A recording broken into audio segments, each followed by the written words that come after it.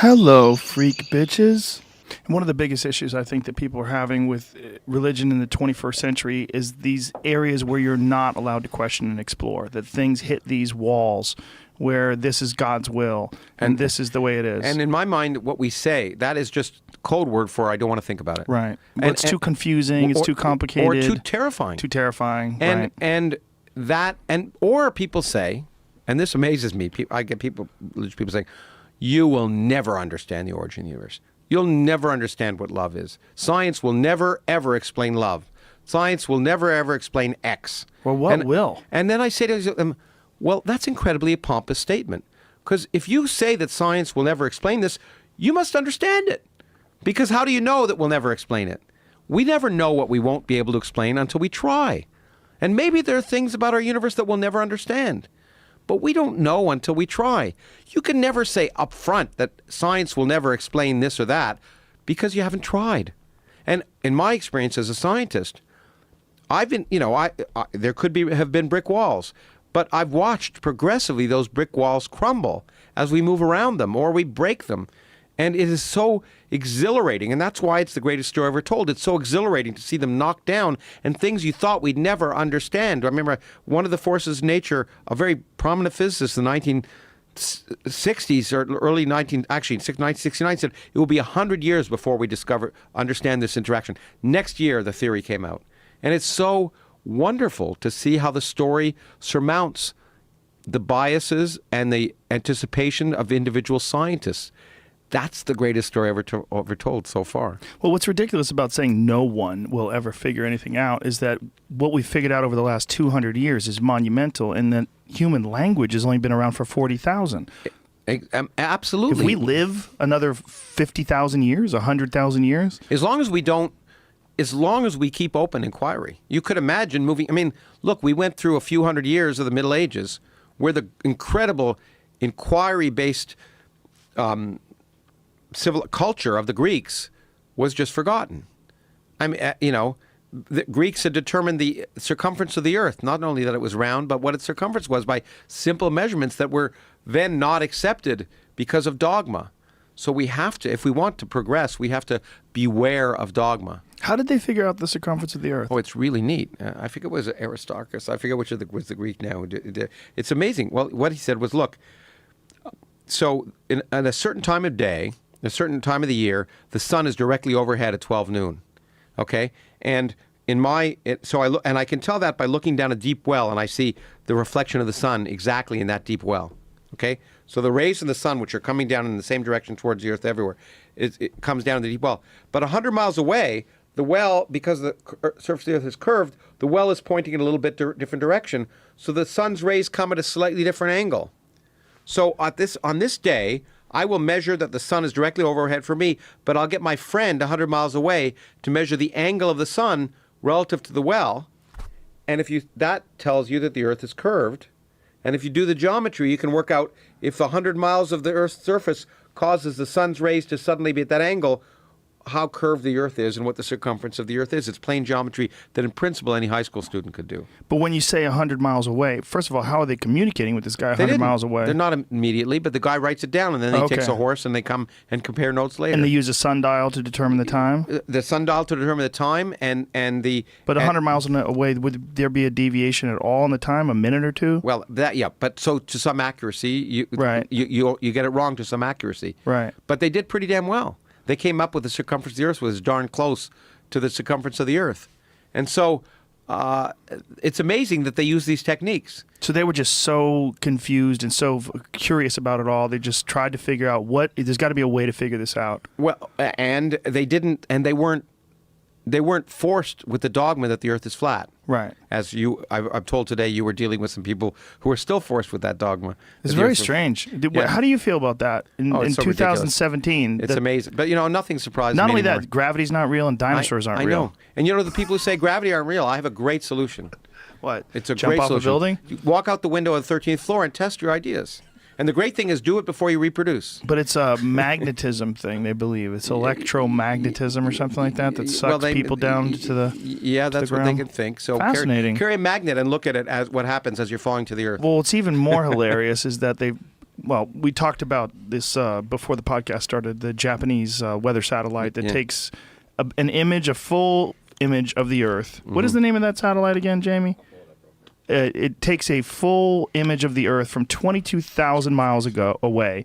People keep saying in this flat Earth theory thing that there's no images of the Earth in full, that they're all composites. That's not true. It's not true. There are images of the Earth that are taken every 10 minutes by this one satellite, and they're high resolution.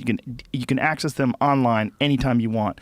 But people see those and they want to think they're fake, but yet they believe there's an ice wall around Antarctica that you cross over and you fall to the abyss. Where's this photo of the ice wall? Yeah, where is it? Or have they never? Well, how does someone fly from Japan to the United States? They don't believe that people can fly around the world. I've done it. I've done and that they're all lying. Here's another one. Have they ever thought of time zones? Why are there time zones if the Earth is flat? Why are there time zones? The only reason they should go from New York to L.A. and see, you know what? The time is different. Leprechauns. Do they think well, no, but they probably think it's a human invention. Yeah, but probably. you know, the sun is still shining in L.A. when it's gone down in New York, and they can call their friends and check. Oh, yeah. And if the Earth was flat, that wouldn't be the case. It's only the case because the Earth is curved. I mean, so those simple things should convince people. But people are willing to throw out evidence if they have a belief that's really firm. And what I said before is we have to realize the easiest person to fool is yourself. So if you're not willing to question your beliefs, especially those that you hold particularly cherished beliefs in, if you're not willing to question those, you're not gonna ever grow. Yeah, well, that's a good way to put it, particularly cherish, because I think a lot of people do cherish these ideas, things like the Earth being flat, because it gives them some sort of information leg up on everybody. I know something that people don't know. Or it makes them feel better about themselves. Yes. They may hate gays because it makes them feel better about not being gay. Or maybe they're gay they're and gay they're trying to hide yeah, it. exactly. Yeah, You know, I there's mean, more you likely always worry that. about that. Yeah. And so I think we all, that's what I mean about being believing 10 impossible things for breakfast. I don't want to make fun of people because we all do think of things to make us feel better about ourselves. It's part of being human. The psychological pitfalls. Yeah, and so we should be aware of those. And I have them and you have them, and I don't pretend I don't. What I do try and do is question them. Yeah. But we can all do that. And I understand why people believe certain things. It's not, and you can be, you know what, again, Richard Dawkins tells me about an astrophysicist he knows who, during the day, you know, studies objects in the sky and looks at galaxies or stars and measures that they're 12 billion years old or whatever, and then but yet he goes home at night and is convinced that the Earth is 6,000 years old. So somehow he can do both. Yeah, he knows a guy like that. Oh yeah, and people can, and we're all capable of believing in two mutually contradictory things at the same time. It's just the way we're built, and so. How does this guy measure the age of these planets? Somehow it doesn't affect his fundamental beliefs. And it's amazing. It's true because we can all believe things that are wrong. And so it doesn't mean they're stupid. It doesn't mean, because this guy's apparently a fairly accomplished astrophysicist. It's a psychological pitfall. But we all have a trap. So many people, you know, when I talk about this, I don't want to seem pompous in the sense of saying, oh, I'm better, or scientists are better. Science is better because science helps us overcome those pitfalls. Why do those pitfalls exist, though? Because they obviously, I would argue that they have an evolutionary purpose. That somehow if they didn't have an evolutionary purpose, then they wouldn't have been selected for, right? Right. There does seem to be some weird inclination or some desire to expose secrets, to find secrets and to know them. Yeah, it's nice. Well, but on the other hand, that's great. Let's exploit that. Right. Discovering secrets is discovering mysteries. Right. Discovering mysteries is what motivates to do science. So let's put it in positive light. We all want to solve puzzles. We all want to understand something, and maybe be the first one to understand it. We all want to access information maybe and make us feel special for doing it. Really, that's the reason I do science, right? It's not to save the world. It's because I really want to understand it. And it's nice to be the first person to maybe understand stuff. It's gratifying for your ego.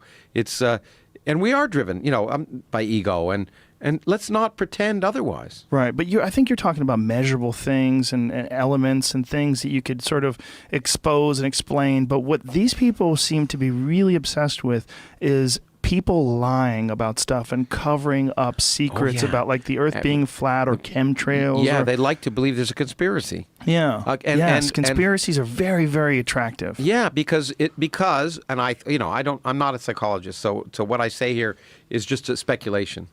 But the world doesn't care what you believe, and it doesn't treat you fairly, right? Right. And that's just a fact. The world doesn't treat me fairly. It doesn't treat you fairly. It doesn't give a damn about my well-being okay.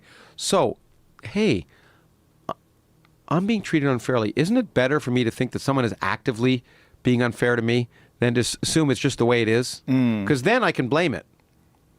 And so I tend to think conspiracy theorists tend to say, the things I don't like, there's a real reason for it. It's not an accident. It's not just haphazard. It's not anything. And I've lost my job because of it. There's got to be a reason. There's got to be a villain. There's got to be someone making it happen. Just like the reason we burned witches, right? Because there were storms or there wasn't crops that year. And a lot of people say, it's an interesting historical theory, which I think seems quite plausible to me, that when Newton discovered the laws of gravity, the universal law of gravity, it contributed to the ending of the burning of witches. Why? I thought that was a myth, the burning of witches. I thought they drowned them mostly. Well, they hung a lot of them, too. Yeah. They drowned them. I don't care whether it's burning. They killed them. Right, I understand. Okay, they blamed crops. They blamed bad things. And then when Newton discovered that even the planets are affected by the same laws that an apple is, there's a universal laws, it meant that physical effects had physical causes. And when bad things happen, there's a physical reason. There's not someone you can blame, and witches or whatever. And so there's a lot of arguments that suggest that kind of development in physics led to the end of blaming people for bad crops or for bad things happening. But I think that's the kind of thing when we want to find someone to blame, rather than just saying the universe doesn't give a shit about me.